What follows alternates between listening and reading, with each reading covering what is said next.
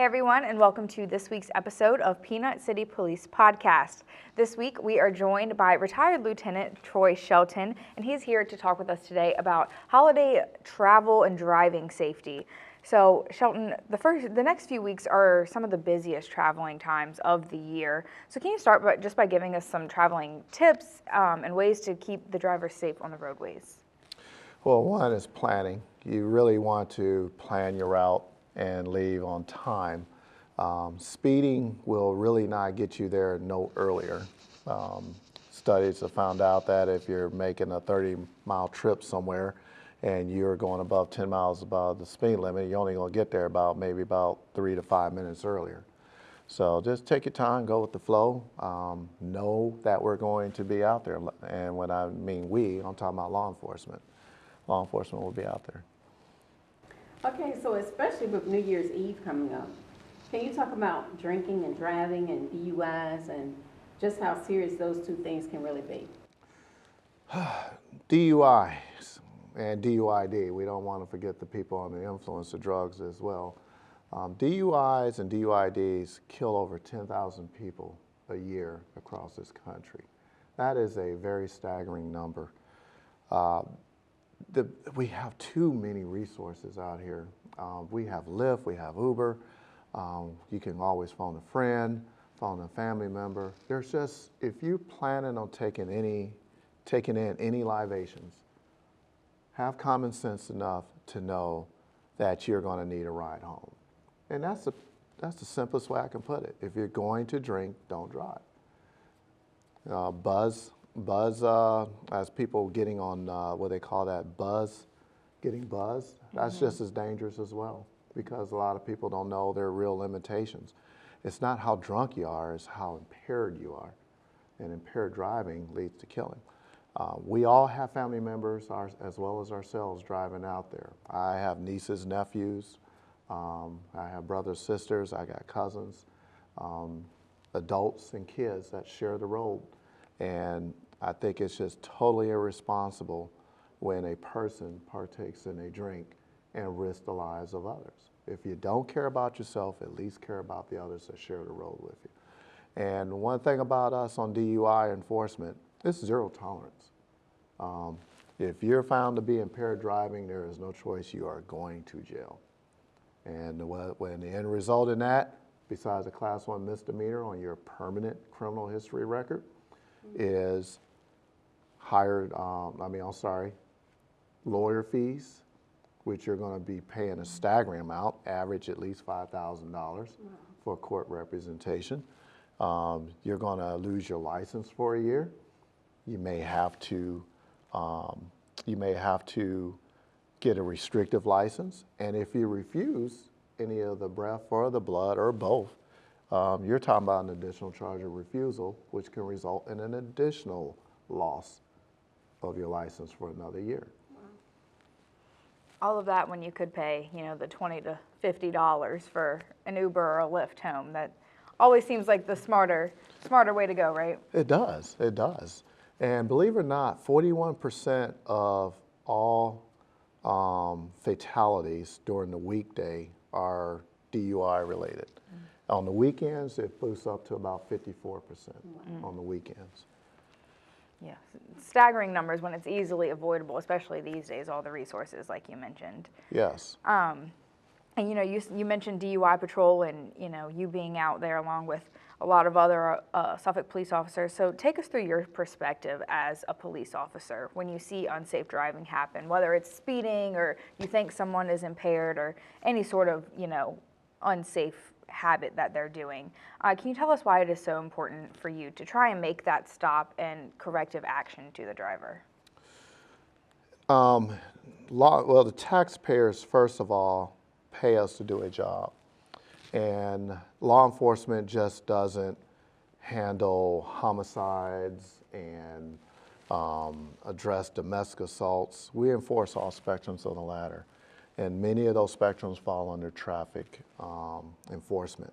So me as a traffic enforcement officer, I'm paid to do a job. My job is to keep me all safe and allow the roadways to safe travel. That reckless behavior that we have all witnessed time to time and probably in our privately owned vehicles, that behavior is what I'm out here to curb. If you're driving reckless, it's only a matter of time before I find you or somebody else. That's it.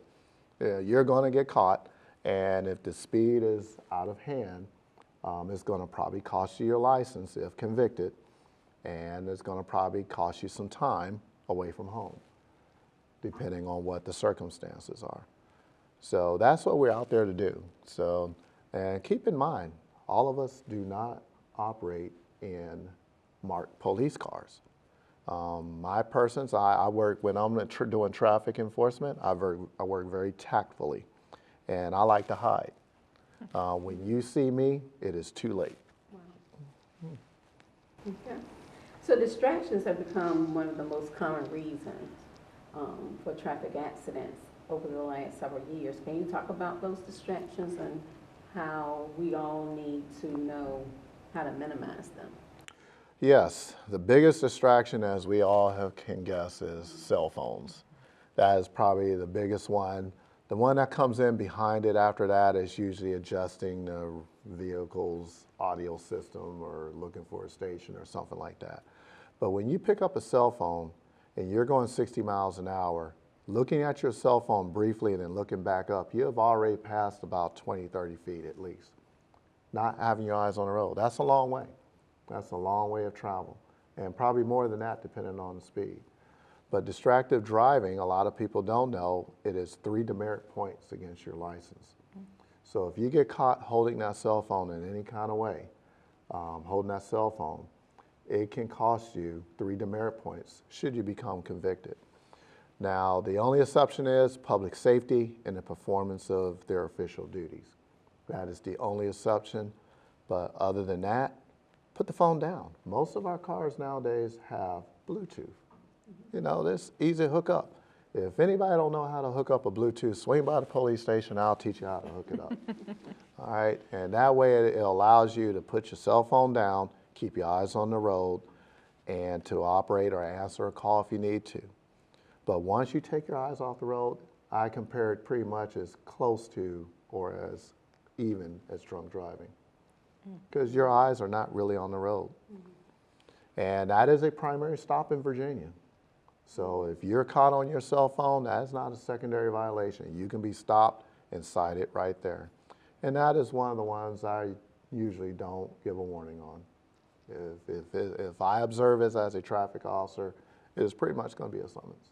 So put the phone down. And that's still a relatively new law in Virginia. I think it's all, like you mentioned it being a primary, right? I think a few years ago is when the holding the phone in the hand was really like, that's not, no questions asked, that's going to be a summons. Yes, it should be. And because these phones are not just phones, they're little mini computers. So many people that are holding cell phones, and we had a fatality several years ago right there on Godwin Boulevard, and that involved a young man that was actually in a group chat on his phone and wasn't paying attention, rear-ended somebody and killed a man.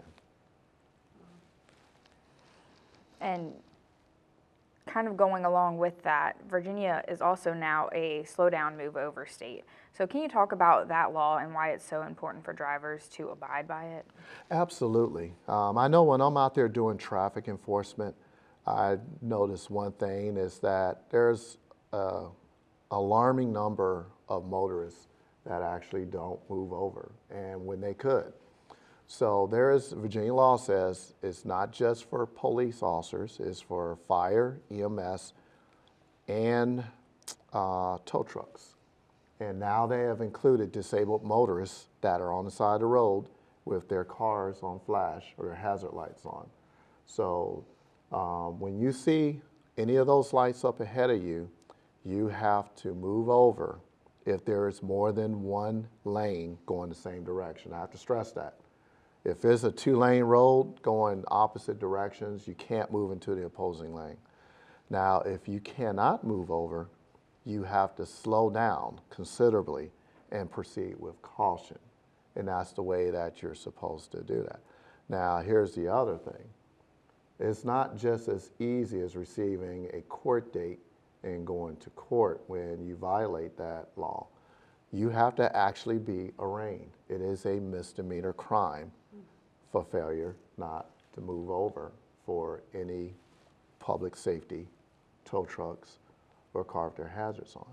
It allows that officer to have some room and not be hit. Across this country, we have had many officers killed because somebody wasn't paying attention, and everybody's jockeying for position, trying to get ahead of the other, and they're not paying attention that there's a hazard up ahead to the right. So take your time, move over. If you can't move over, or if there's not a lane for you to move over in, without going in an opposing lane, slow down, proceed with caution. Please, somebody's life depends on it. That is so true. And with all that you've shared with us on today, is there anything else that you would like to add in reference to not only holiday safety, but just the driving safety as well during, not only during the holidays, but all year long? I would definitely say they're doing a holiday travel, which started with Thanksgiving earlier.